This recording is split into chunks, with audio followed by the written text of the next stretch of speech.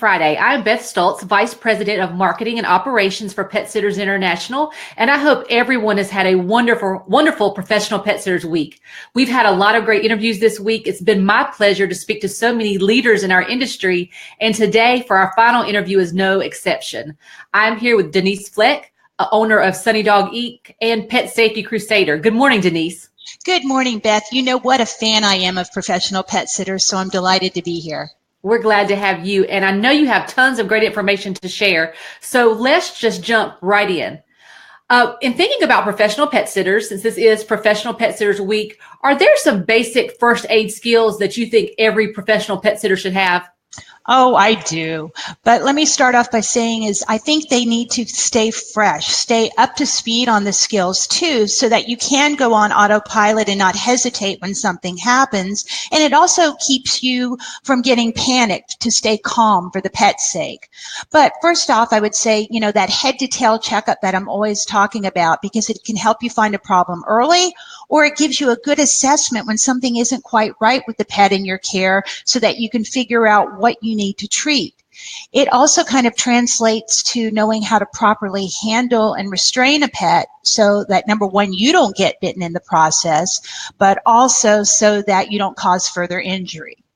But for the actual skills, checking vitals, you need to know what's normal for a pet, so you can more quickly determine what's not. And that would be pulse and respiration, body temperature. However, those of you that deal with birds, unless you're a super avian expert, for the most part, we generally go by environmental temperature. So, it varies from species to species.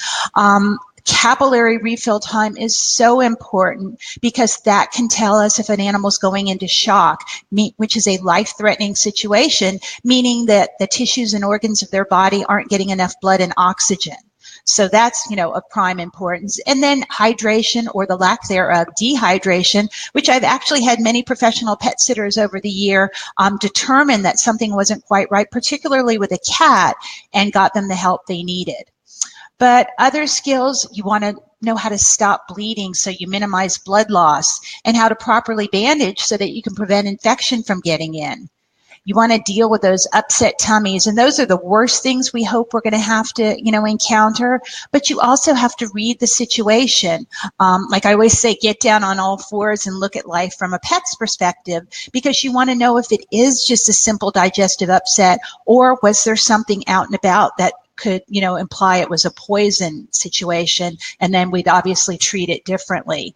And then, in the worst case scenarios, we want to alleviate for choking, and how to perform rescue breathing and CPR to truly save a life.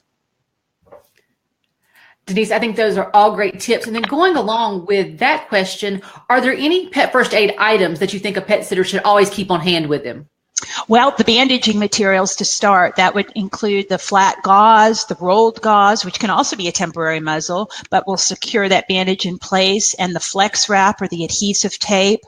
Hydrogen peroxide is such a biggie for me, in that it's readily available, it's not expensive, and it's our best bet when pets get into certain items that they should not have. That's what we use to induce vomiting. But there's always another caveat, and as much as I want everybody to keep a pet first aid kit in their car since you're going from place to place, peroxide is one of those items that if it gets too warm, it doesn't work. So since it's readily available and inexpensive, you should change it out regularly, or, anytime the car is hot, make sure you take it in with you. A muzzle is important. And I know we all think of our pet sitting clients just like our own personal pets as being, these wonderful fluffy puppies and kittens and other animals that would never bite us. But when they're in pain, sometimes that's the only way they can respond.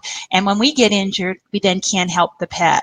So, obviously going along with the rules about never leaving a pet in a muzzle and never using it as punishment, but it does have a place. And I strongly encourage pet sitters to desensitize their pets in their care by practicing putting on a muzzle, taking it off, giving the pet a treat, and then forgetting about it for a while. But just so that the first time the dog cuts his paw, you're not tying up his face and he's like, what's up with that? I'm already in pain, and what are you doing to me? Obviously phone numbers for their clients, for the nearest animal emergency center, At most houses, you're going to have water and a lot of medications, transport, honey, should you even need that. So I wouldn't worry so much about those. But the other thing I would add to the list would be Benadryl for that bee sting or that allergy. But you just have to make sure it doesn't have cetirizine, acetophenamine, or pseudoephedrine, also that it isn't time released. And that's something I can always go back and post and remind people of. But we just want to make sure that if we're using anything over the counter, that it doesn't contraindicate with any medications the pet is on, and that it's okay. But that's generally one across the board if the pet isn't on medications or doesn't have any medical history. If we're dealing with a bee sting or, some sort of allergy, it's a good thing to use. I think it's so important for professional pet sitters to be prepared. And I think that having a pet first aid kit and knowing what should be included and what should not be included is so important. So I appreciate you sharing those specifics. I think now thinking a little more general, we're heading into spring and then the warmer seasons. Are there any specific pet dangers that pet sitters and pet owners should be aware of this time of year? Oh gosh, the list goes on for every holiday and every season, and there are the basics across the board. But yes, everything, has its own inherent dangers, the different times of year. And the first thing comes to mind is probably something a little bit unusual, but it was something I was talking about with some of your professional pet sitters just yesterday. And particularly with cats, spring is, kitten season. The birds and the bees do it, the dogs and the cats do it too, and animals are mating. And for any pet sitter that's out there walking an intact dog or a dog in heat, that's just something they need to just be extra careful about, because the desire or the scent, the pheromones that are being exuded are, something that are uncontrollable by the animals, and they need to be aware of this and find certain safe locations and have, a quick getaway should another animal approach. But more specifically, obviously, we're worrying about various plants that are blooming. Some pets have pollen allergies just like us humans, but also a lot of the plants, and it may just be different parts of the plants. We know lilies, when we think of Easter, two petals or leaves from what are called true lilies can actually be fatal to a cat. Different seed pods and berries can be fatal to both dogs and cats. Besides that, there are the insects. There's the bee stings. Some of the venomous snakes and poisonous toads are out and about. Also, it's the fleas and the ticks. We want to make sure we have the preventives on, because not only, these parasites on your pet, they can cause anemia, they can cause Rocky Mountain spotted fever, ehrlichiosis, Lyme disease. It depends where you are. Pets need to be up to date on their vaccinations, because parvo comes out with spring. And parvovirus is one of those things that can live in the ground for 2 years or more.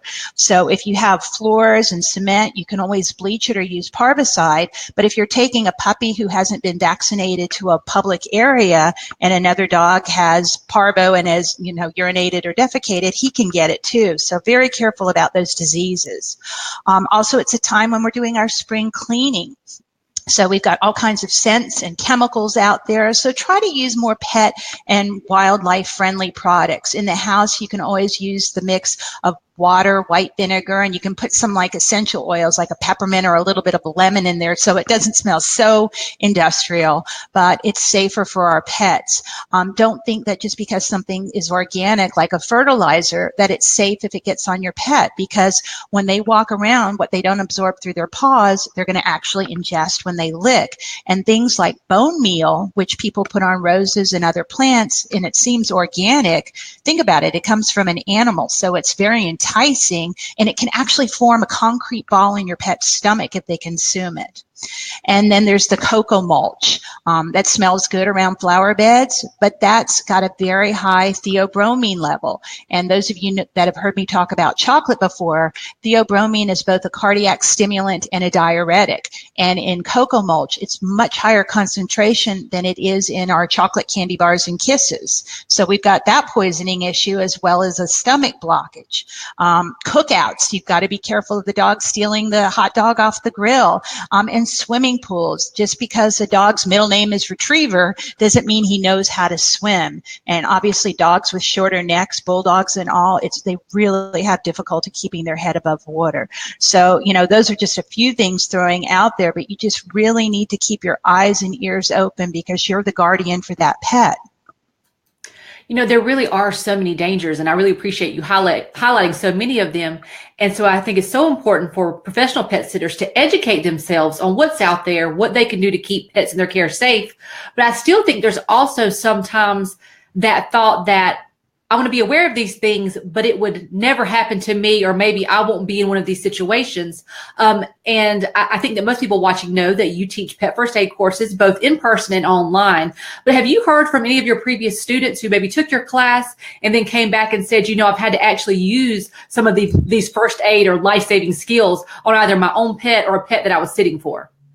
Oh, absolutely, Beth. And I mean, more often than I probably would have thought, because, very often when something works, you don't hear back from people. You always hear back when something doesn't work. And I've heard from so many students over the years.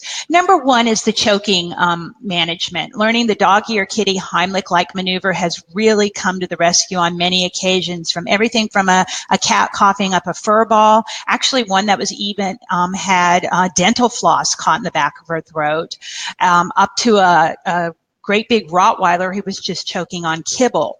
Believe it or not, and this may not sound like a huge number in the scheme of things, but I'm sure most pet sitters out there hope they won't ever have to perform CPR. I've had more than 24 students tell me they have done it over the years. And like I said, that may not sound like a huge number, but that's all that I've heard back from. Many more may have. But I mean, that's something we think is just the rare case.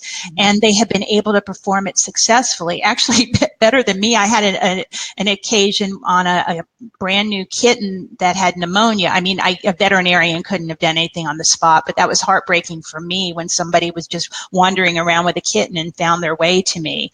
But, so many of them have had more success stories. It's amazing.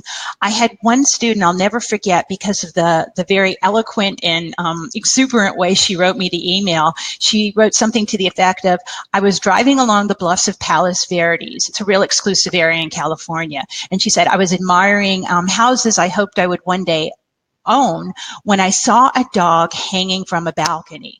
She said she slammed on the brakes, parked the car, went running and knocking at the door. The woman inside had no idea. She put her little dog out on the balcony on leash, and he jumped over the railing. Well, this girl, this pet sitter, this professional pet sitter had literally taken my class on a Thursday night, and this was on a Sunday morning. And she said, I just took this class. Let me try to help. You go make a phone call. The girls started rescue breathing and CPR. They were very lucky because of the area they lived in that vet techs actually came to the house, got the doggy on oxygen and whisked him off, to the emergency room. Was in intensive care for a couple of days, but that was about 3 years ago, and the dog is living a perfectly normal life. The vets say, he could suffer some seizures at some point in time. They don't know how long the dog went without oxygen and blood, but it's just one of many very amazing stories I've heard. Now, more likely you're going to notice dehydration. I've had pet sitters notice some bumps on the bones, got the dog to encourage the owner to get the dog to the veterinary care, and it turned out to be bone cancer. But although the limb had to be amputated, it hadn't spread. So that doggy had many, many more years with their happy owners. So my professional pet sitting friends are just, angels to me, because they really put on those eyes and tune into things that a lot of times pet parents don't see because the changes are so subtle. Wow, that the balcony story gave me chills, if you could see my arms. But I think that just shows you how important it is, even if you think it could never happen, to be prepared for the unlikely, because you never know. And whether it's during your pet sitting or just driving down the road and you happen to see an emergency situation, I think that's just something that pet sitters, we always stress to them, is that being trained in pet first aid is just really one of the mandatory criteria for a professional pet sitter. You want to be prepared for those situations.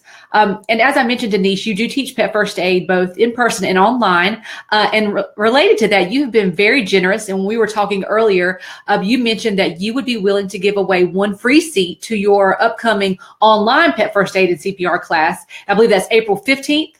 That's correct. April 15th, and it begins at 5:30 Eastern Time. We're going to go for 4 hours, and it'll be sort of similar to what you're seeing with Beth and me here in that, I'll see you, you'll see me, and a few other attendees, and you'll also be able to see my slides and videos. So it'll, you can be in your jammies in the comfort of your house, but you'll be learning. I know we often hear from pet sitters who say either I need to take a pet first aid class for the first time or I want to be refreshed in my skills, but sometimes it's hard for them to get to an in-person class. So this is a perfect opportunity. So what we wanted to do to make this as fair as possible and give our viewers a chance, if you are interested in being entering to win this free seat at the April 15th online pet first aid class, just comment below in the comment section whether you're watching this live or whether you catch the replay later today or this weekend. But between today and this weekend, just comment below and either tell us a pet first aid skill that you really want to learn, or maybe a pet first aid skill that you just want to be refreshed on. And so then on Monday, we'll randomly select from those comments, and one pet sitter will win this free seat. It's an $89 value, and you will be in excellent hands with Denise. So we encourage everyone to comment below, and we will announce the winner on Monday. But Denise, I want to thank you so much for all this great information. It's just the perfect way to wrap up our Professional Pet Sitters Week interviews. And we just stress to pet sitters that as a professional, your obligation is to be prepared for the unexpected, for both your own pets and the pets in your care. And you never know when the skills that you learn through pet first aid can save a pet's life. So Denise, thank you again. We want to thank everyone for watching, whether they're watching live or the replay. And I hope everyone has had a wonderful Professional Pet Sitters Week. Have a great day. Thank you, Beth. Bye-bye. Bye.